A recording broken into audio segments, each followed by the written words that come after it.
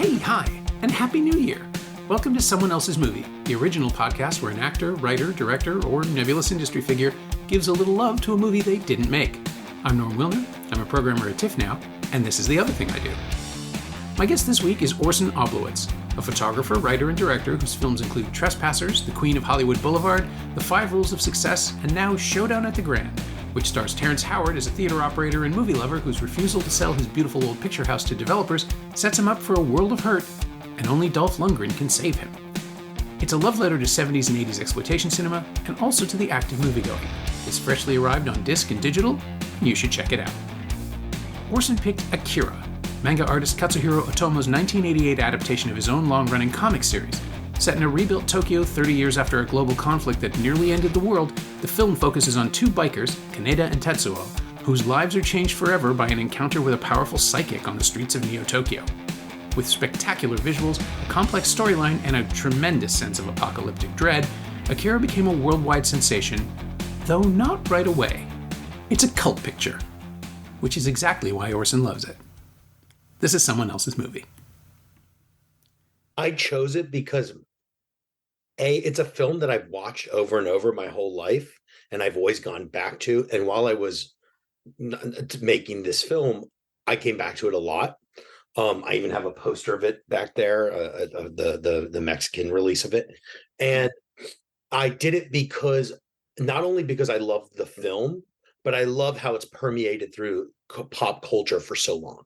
And that was a big part of why I picked it, because it wasn't just about the film. It was about its lasting power and all the incisions and roads it's taken in the last 30 or so years.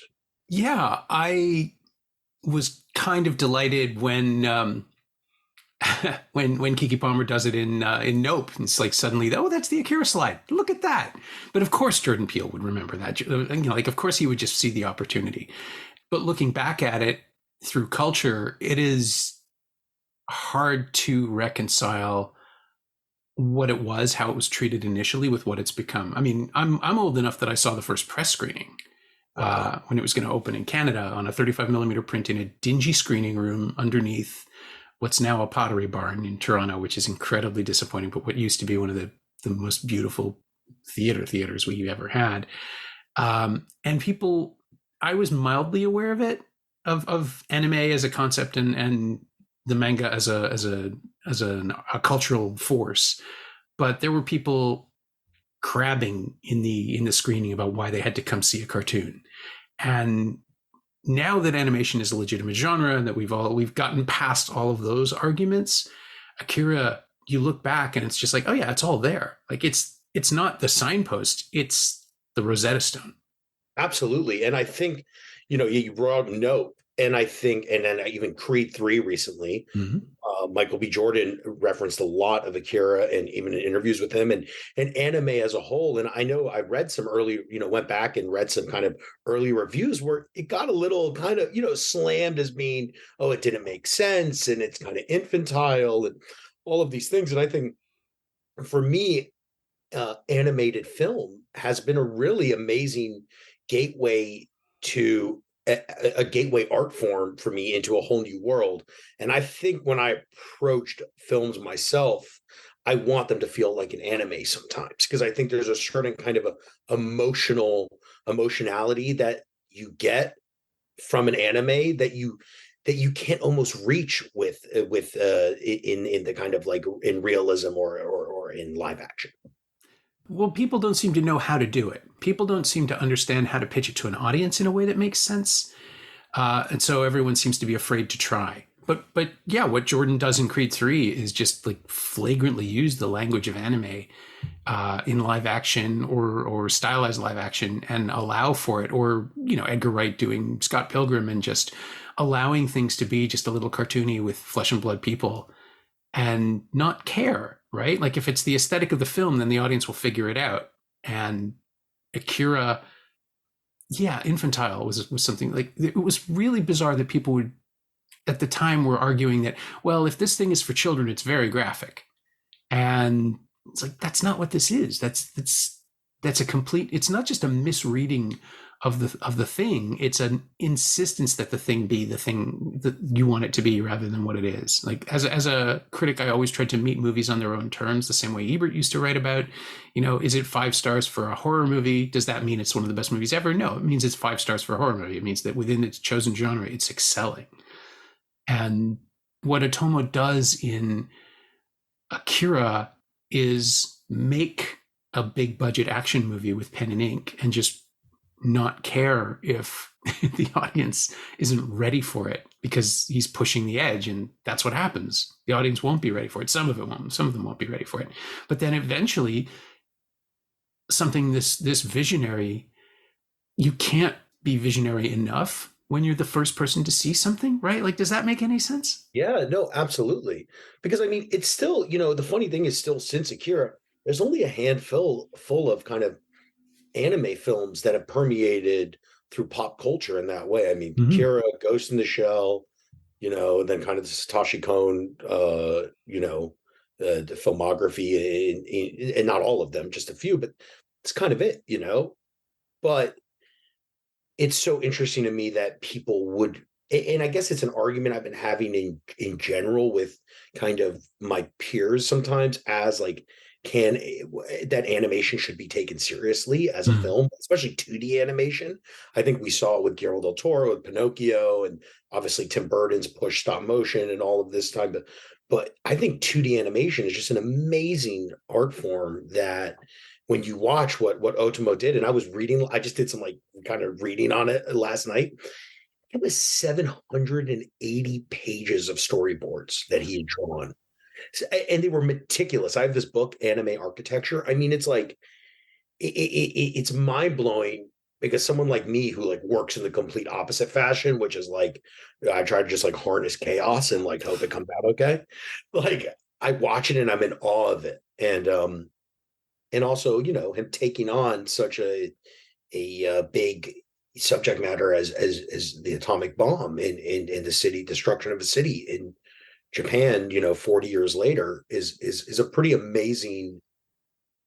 I don't think people understand the gravity of that when for us in the West compared to what he was doing.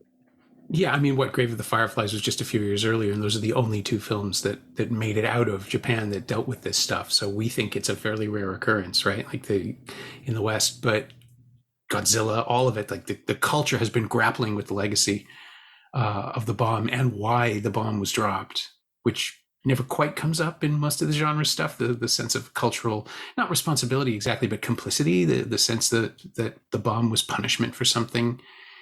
That's more a Godzilla deal than what anime does with it, I think. And Grave of the Fireflies is about the perspective of innocence, so you can't really get into it there. They don't know what's going on around them.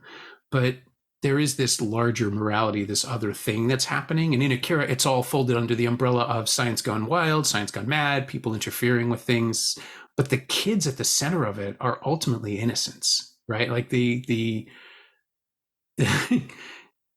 this poor kid, the thing that happens, none of it is invited. None of it is bargained for. It's ultimately, and this is the thing that keeps me coming back to Akira as a concept, is the tragedy of it all. The fact that Akira, the title, doesn't even mean anything to these 2 kids who are Tetsuo and Kaneda, who get involved in this thing just because they were out racing their bikes, and society sort of steered them into this. The way things are forces them into this position. But it is ultimately like a love story and a tragedy that just has all this other stuff going on around it that becomes stylistically influential on a level that no one could have predicted. But you can always plug into it for the story, for the friendship, for the kids. Yeah, and I think what's interesting is like through kind of Japanese cinema, kind of in the post World War II, you see that a lot. Like Godspeed, was it was Godspeed, the movie about the biker gangs in Japan, and and like Shinya Tsukamoto's work, which is started around the same time, they were kind of grappling as like these kids versus the power, the kind of like intense regime, and versus science. And especially Shinya Tsukamoto's work, you see that a lot with Bullet Man and all that type. And that's what I got when rewatching this movie yesterday, Akira. was the ending was so powerful to me when they just go through the montage of their friendship and where they met and how they came together. And that's what I mean. Like that emotional core is so it permeated me when I was a kid when I first saw it, when I first read, you know, I haven't read the whole manga, but as much as the manga as I read when I was younger. And then we were watching the film, that relationship is actually quite beautiful because it's like adulthood takes away that kind of innocence of our friendships, you know? And in this case, the adults and these kind of scientists gone wild take it away from them. Yeah. You know? Violently. Yeah, absolutely. In a very intense way. It turns their kind of teenage angst into a weapon, an uncontrollable weapon, which, you know, I think is interesting because I think, you know, maybe in our own way, we're dealing with that with younger kids in relationship to social media and relationship to things today, where there's kind of this like teenage innocence being lost very early because everyone's so plugged in and connected and be one with the machine as he kind of as Tetsuo becomes, which is ultimately his demise. Yeah, well, and the natural, not exaggeration, but the hyper intensity of teenagehood lends itself to it, right? Like you mistake rage for passion, or you mistake a love of something for an identity. And I mean, even the punks who show up very briefly in Showdown at the Grand are just sort of, you know, punks from a different age. That's not they're styling themselves after something they've seen in the past. They're not actually organically part of a movement. They're the only two punks in the world as far as the film is concerned. Absolutely. It's like cosplay. And now you can pretend to be a culture warrior long before you actually understand what the culture is. And all of this like it goes back to Rebel Without a Cause in the 50s. It goes back to the marijuana movies of the 30s where you know, it's always the youth that are going to be the problem. And Akira, the movie, just shows us that the youth are directionless. They're just youth. They don't have personalities yet. They know what they like, and they like each other and they're friends, and that's the only thing that really matters. And then, yeah, the world they literally, like Tetsuo literally crashes into the world and gets infected by it. And the rest of the film is the disaster, the path that he's put on by that bad luck. That's interesting you brought up the punks, because like they in Showdown, like they are to me like they are supposed to be like a punk that came out of another film, another movie that almost, you know, it was like they almost ended up there because, you know, they were from like Suburbia or one of those movies, you know, like right. They're not like, you know, the real, like we're not going for hyperrealism. And I think you see that in these films, like no one's saying, and I think what I'm almost jealous of in an anime is just by the nature of it being hand drawn and all this, you don't have to explain any of it. You just can kind of rock and roll with it. And if you are an audience member that's interested in it, you're going to go on the ride. You're not going to question, you know, and they have the clowns, right? The other gang in Right. Akira.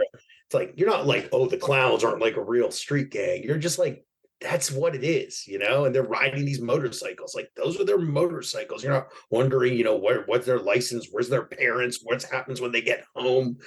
You kind of can lose all of that. And I think kind of there's, you know, in this current, there's a lot of push for kind of like hyper realism kind of in the last decade of film, rightfully so. I think we expect films to be a reflection of reality, of our reality, and not necessarily as a fantastical world.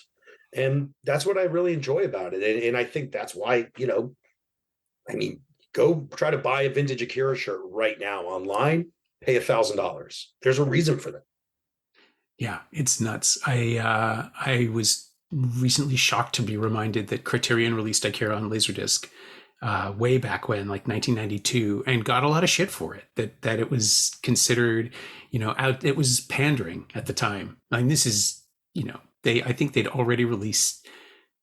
No, they wouldn't have, because The Rock was still down in the future, and then the Michael Bay collaborations and all the big deal stuff that they would do that they got mocked for. Even though, like, those are the things that fund the Godard restorations and all the other tiny little films that they've rescued from oblivion and put out.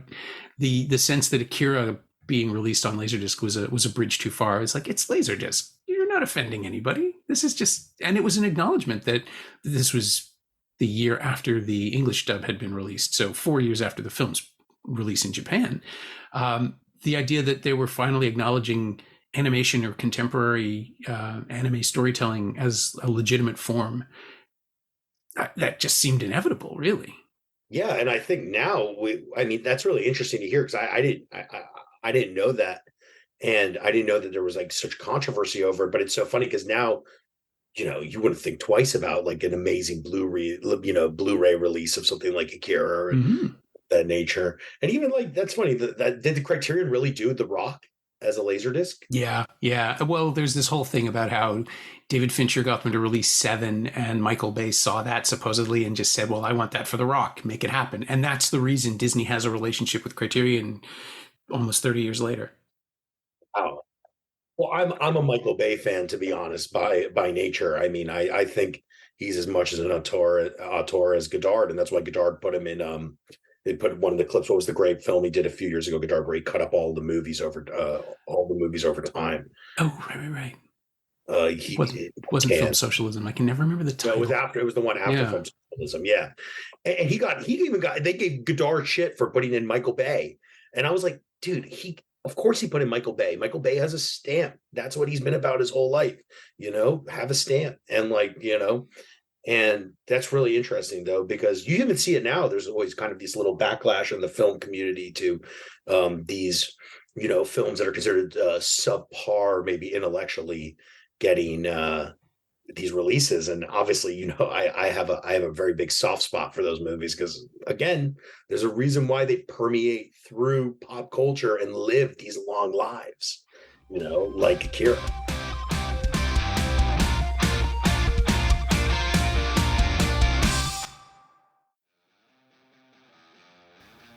Hey, it's Norm interrupting my own show to bring you up to speed on Shiny Things, my newsletter about physical media, culture, and the Odd Streaming Project.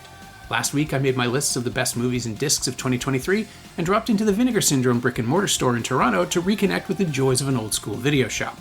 Sign up for a 14-day free trial at shiny-things.ghost.io or find a link at the Semcast Blue Sky account. You like reading about movies? I still like writing about them. Come check it out.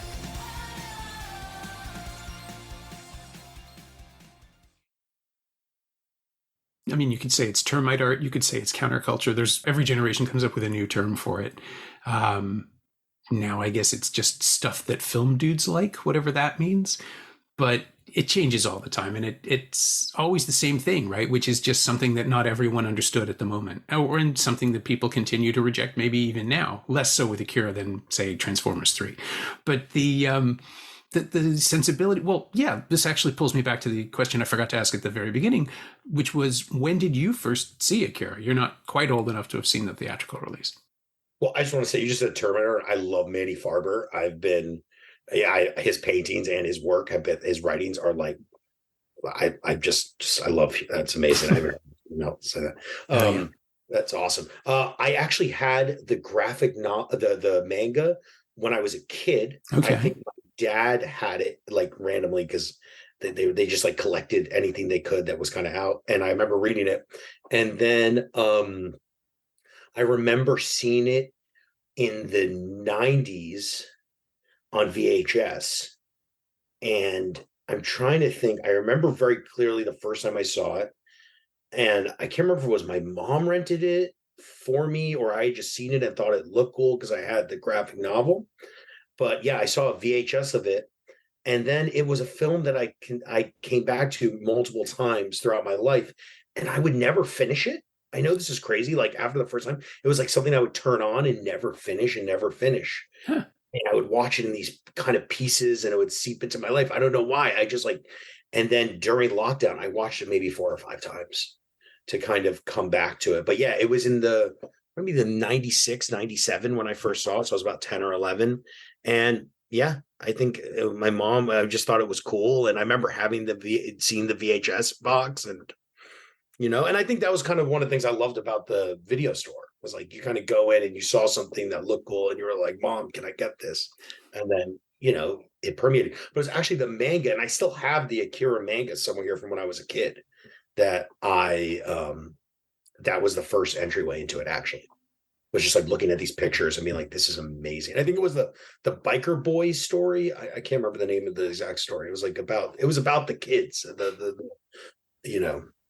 Yeah, well, which makes total sense, right? Because you identify with the kids, as a kid yourself. And I always wondered too how many people found it just because it was a cartoon and that made it okay for the parents to bring it home. Like there's that age gap where when it did show up, it just looks like an angry kid on a cover of a box. It's probably not that bad. How bad could it be? It's not like, what was the other one that was happening right around the same time? Oh yeah, Legend of the Overfiend, which was the full-on pornographic manga. I think it either played at TIFF or some other festival, but I saw it at the Bloor Cinema on a late night screening. I think it must have been one of the early Midnight Madnesses.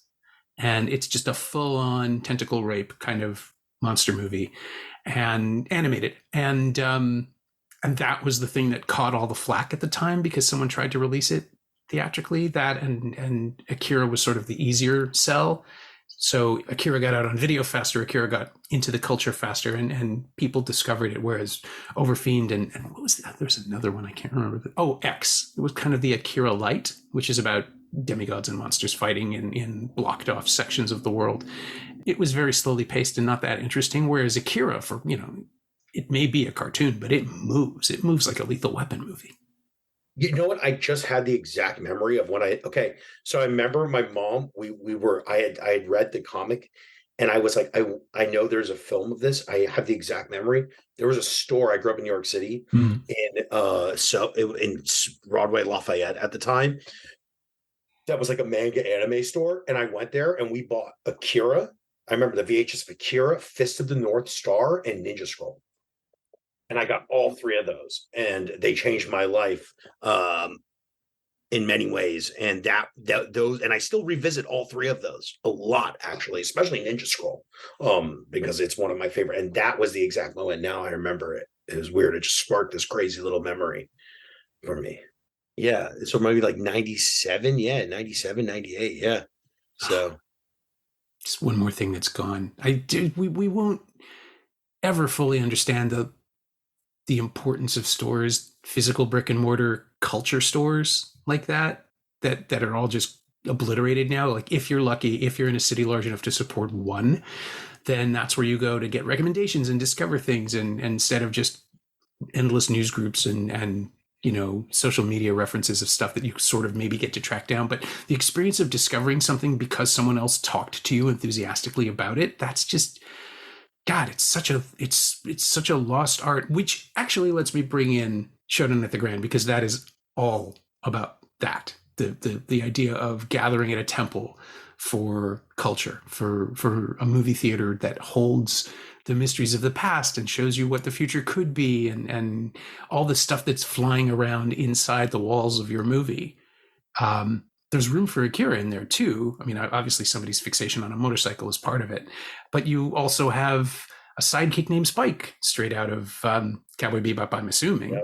Yeah. And all these other pieces that are floating around, and I hesitate to invoke anything for the audience because I don't want to ruin anything, but there is a moment where John Savage just throws away a line from Heat about how there's stuff in the air and you just have to know how to grab it. And I was just so happy in that moment. It's just like, oh, I get that. That's wonderful. But it also doesn't matter if I get it, right? Like it's a reference that's been incorporated into the fabric where it works in the moment regardless. You're not stopping the film dead to trade dialogue.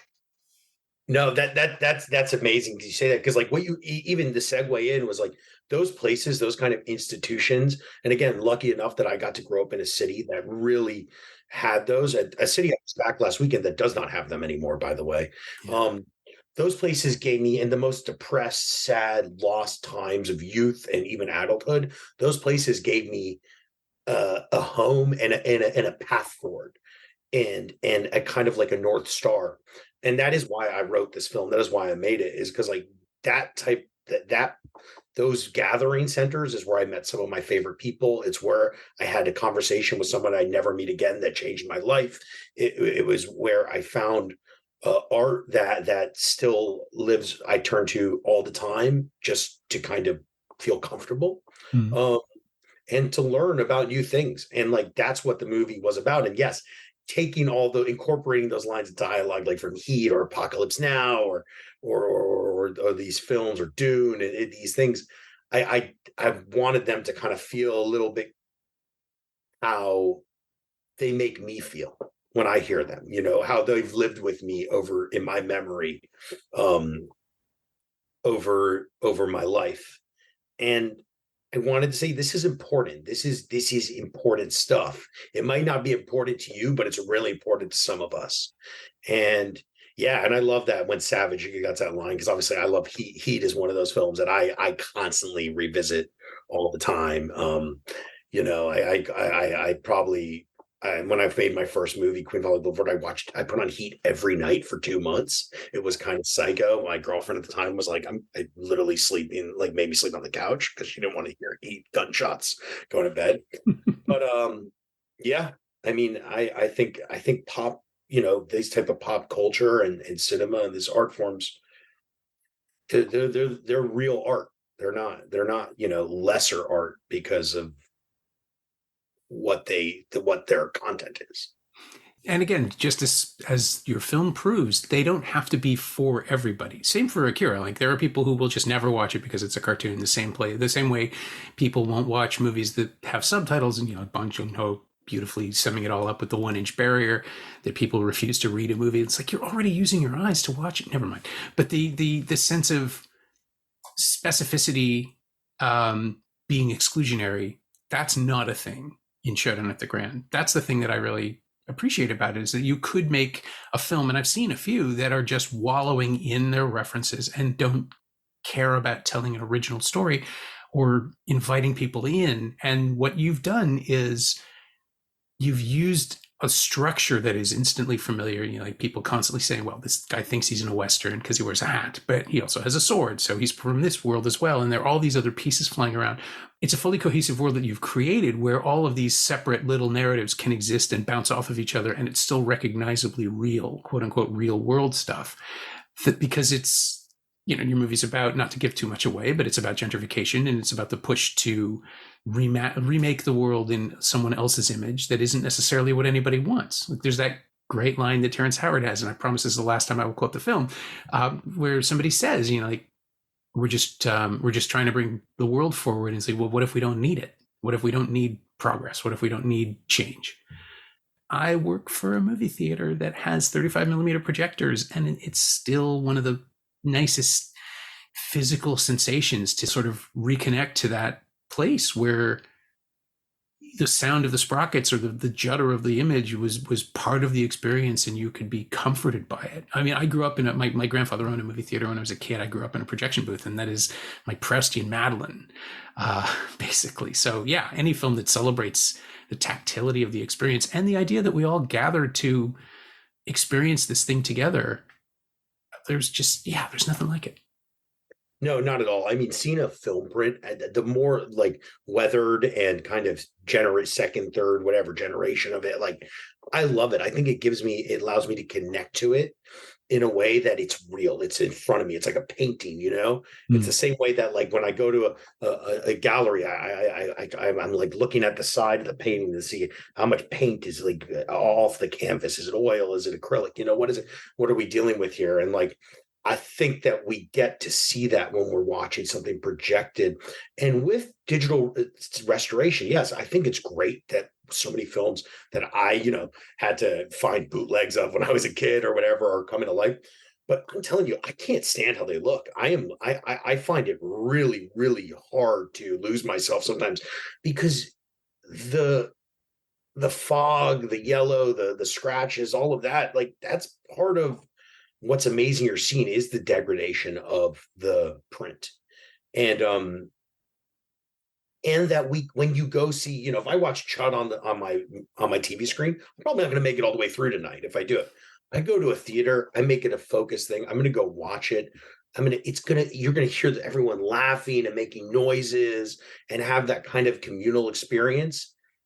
You're going to remember it forever. And and that's amazing that you grew up in a movie theater. I mean, I find that, obviously that's like kind of what, this movie's about. And we had the this guy Brett the projectionist was hanging out with us the whole time, and he was just this character who like lived in the back of a truck and went from movie theater to movie theater across the country projecting films. They would bring him in because there's not many projectionists left. That's also a lost art form that for a long time was considered kind of like the last gateway of between the filmmaker and the audience. Was like, okay, projectionists, like, don't mess that up. This is how many lumens and foot candles this needs to be. Make sure the sound's at this dB, and we're in this together.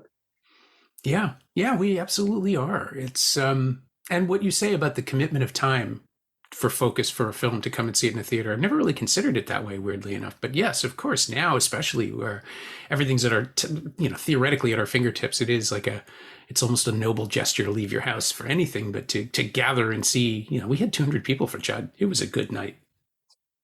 That's amazing. And I think the film industry and I think society underestimates that experience. I mean, we just had Beyond Fest in LA recently, and I would drive, by the Arrow or somewhere. I mean, there was lines around the block.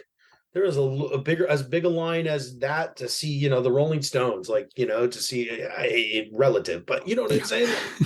And these are really important to the community and to film, and it's been that for a long time. And that's why in the movie I tried to make also the comparison between kind of like the medium and the mode of viewing as being very close to each other, and then constantly trying to be corporatized over time, right? Like there's always been this kind of race of like the Edisons versus the Lumieres, the kind of like the entrepreneurs versus the artist, the kind of more people who see kind of more of a cultural or artistic integrity in it versus people who are like, I can sell more stuff. Right. Yeah. The show and the business. Yeah, but they go together. You can't have it without it. I just think now we're kind of in a time where we have to come to terms with what do we want? Is more better, or do we want to like spend our time in a focused place and keep these cultural institutions alive? Because I personally I remember when Amoeba moved. I lived in Hollywood forever. When it moved, I left Hollywood. I was like, okay, this is a really good time for me to get out of here and move. I moved kind of to the a little country place, because I was like, these institutions, I'm so happy it's still there, and they made it, into its new form. But we just and then that's when I wrote this film, was in lockdown when the theater started closing. And I think we're really at a time where we have to make a decision as a society, what's important to us, and not let the corporations make the decision for us. Nicely put. This is like the jumping off point for almost a million other things and a million other conversations, all of which are bound up in your movie. But I get to ask, just because we started out talking about Akira, is there anything from Akira that you directly pulled into Showdown at the Grand? I mean, I know the motorcycle feels like a reference, but is there anything else? Is there something specific? Well, the motorcycle was 100% a reference. There's no direct ones beyond that. It was more of a feeling of and also like a journey of one person starting somewhere so far away, ending up something so completely different. And I did see Terrence as an anime character in the end. When he shows up with the sword and the Western, I was actually more Cowboy Bebop probably than Akira. If you hit the nail on the head of that kind of like jazz space Western, I kind of saw it as this like sci-fi adventure in its own way. So I think that's what I was trying to harness, was more that feeling that you get at the end of Akira, where suddenly you're in this completely fantastical world. There's lasers flying, explosions, and all this, but you're completely emotional. And I'm hoping that we stuck that a little bit with the end with this movie. I haven't really seen it with a full audience yet, so I'm not sure, to be honest. So because my feelings and my friends and my peers' feelings are much different. But no, there wasn't any just like, and the motorcycle was like, I've always, since I was a kid, I wanted to shoot something with a cool motorcycle like that. But that was also Demons as well. It was that, and then when I looked into Demons, they had a month to shoot their motorcycle attack of the theater, and I had half a day. So it's a lot different. I mean, I think they'll love it. I think it's the kind of film that invites people in rather than pushes them away with its wall of knowledge. Like the whole point is that, you've opened the doors to the cinema and anybody can come inside. That's awesome. Yeah, because I wouldn't people in the end to be like I put a little thing of references at the end of the movie. If anyone ever makes to the end credits, so that the end of it, there's like a little thing of references, and I kind of did it fast, so I'm sure there's more I missed. But I tried to just be like, not as a footnote, but as like, hey, like there's a lot of weird stuff in here, but like people have been making so much fun stuff that that so many people are yet to see, that have given me so much freaking joy in my life, that like, and comfort. And yeah, no, that's nice if it's an entryway, because I didn't want to make something that felt entitled, like felt that like we were like, I was like, I know something you don't. Yeah. It's gatekeeper cinema. We have enough of that. Yeah, I have no desire to do that. I love, I love watching, and to be honest, the film that was the first impetus for me making this was Goodbye Dragon Inn. Sure, yeah, I can see Taiwanese that. movie, yeah, which some people could solve kind of as a very alienating movie, maybe to some people, but I loved it, but I didn't want to make that. I wanted to make Goodbye Dragon Inn for Dolph Lundgren fans. My thanks to Orson Oblowitz, whose new film Showdown at the Grand is now available on disc and digital across North America from Shout Studios. Thanks also to Tom Chen. He knows what he did. You can follow Orson on Instagram at OrsonManchild, all one word, and you can find Akira on 4K and Blu-ray from Funimation Entertainment and streaming on Crunchyroll in the US and Canada. It's also available on Hulu.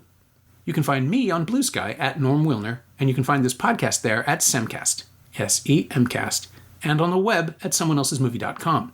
The first year of the show is still available for just $20 at payhip.com/Semcast. That's the first 52 episodes of Someone Else's Movie, 44 of which aren't currently available anywhere else. And check out my newsletter, Shiny Things, at shiny-things.ghost.io. I think you'll enjoy it. Our theme song is by The Last Year. If you like it, or the show in general, please say so. Leave a review wherever you've been listening. Every little bit helps, it truly does. And check out the other shows on the Frequency Podcast Network while you're doing that. Stay safe, watch movies, wear a mask if you go out, get the new booster when you can. I'll see you next week.